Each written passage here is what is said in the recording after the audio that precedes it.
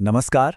कभी सोचा है कि हम सब अपने फोन पर असल में कितना वक्त बिताते हैं और इसका हमारे दिमाग पर क्या असर हो रहा है।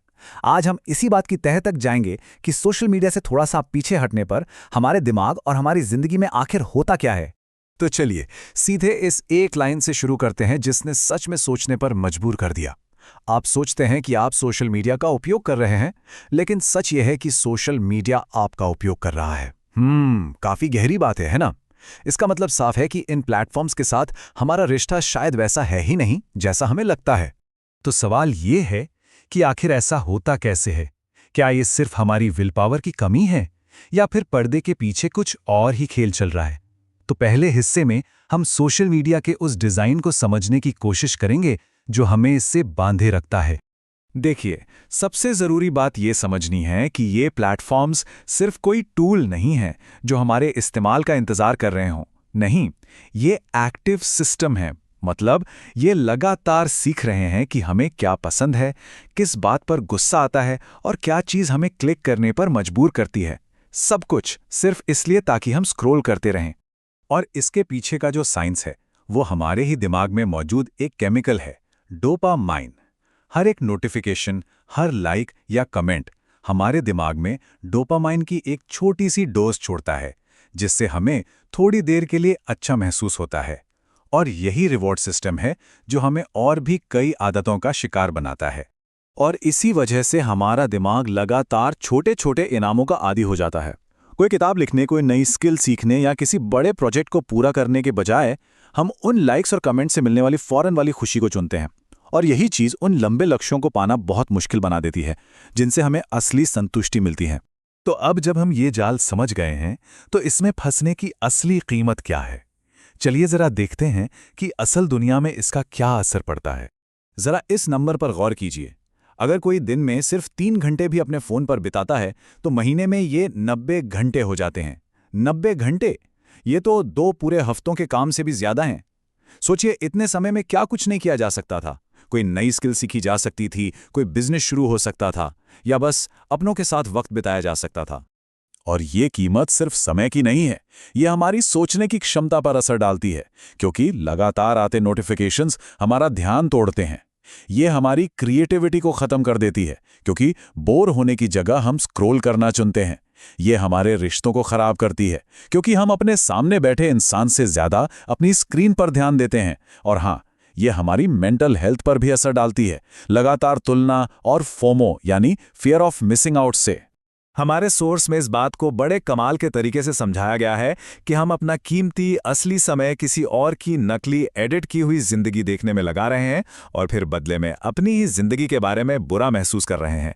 कितना अजीब है ये।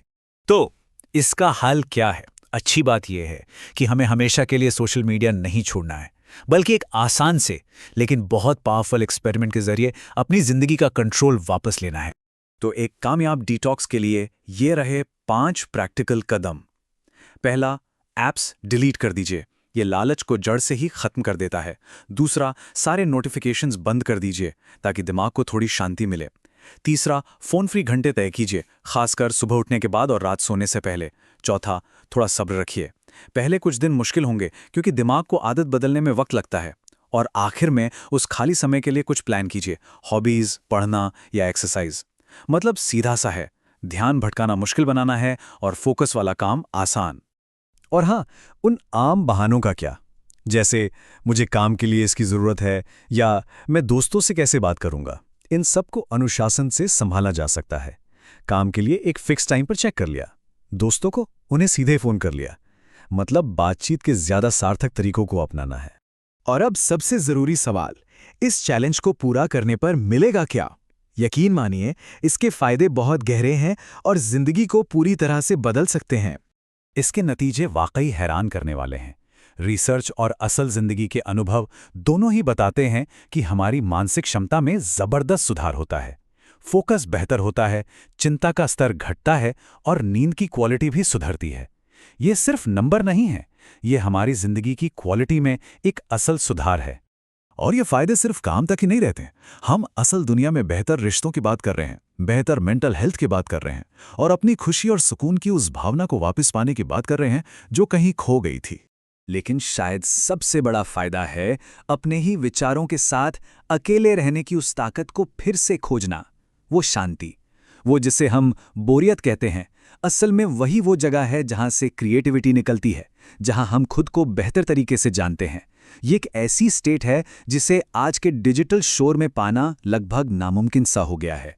और ये लाइन सब कुछ कह देती है। हमारा समय सीमित है। हर मिनट जो हम स्क्रॉल करने में बिताते हैं वो 1 मिनट है जो हमें कभी वापस नहीं मिलेगा। तो अब बात इस एक सवाल पर आकर रुक जाती है कि हम इस सीमित समय के साथ करना क्या चुनते हैं। चलिए अब अंतिम विचारों की ओर बढ़ते हैं और देखते हैं कि ये सब उस एक जरूरी चुनाव तक कैसे पहुंचता है जो हम सभी को करना है।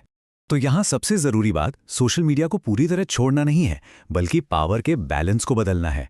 एक ऐसी जिंदगी जीना है जहां सोशल मीडिया एक टूल हो जिसे हम अपनी मर्जी से इस्तेमाल करें, ना कि एक ऐसी आदत जो अनजाने में हमें कंट्रोल करे। ये प्लेटफॉर्म्स द्वारा कंट्रोल होने से उसे कंट्रोल करने तक का सफर है। और ये हमें उस आखिरी सवाल पर लाकर छोड़ता है, ज्यादा कीमती क्या है, हमारी जिंदगी या हमारी फीड? ये एक डिजिटल जिंदगी को सिर्फ देखते रहने और एक असली जिंदगी को बनाने के बीच का चुनाव है, और ये चुनाव हम सबको करना है।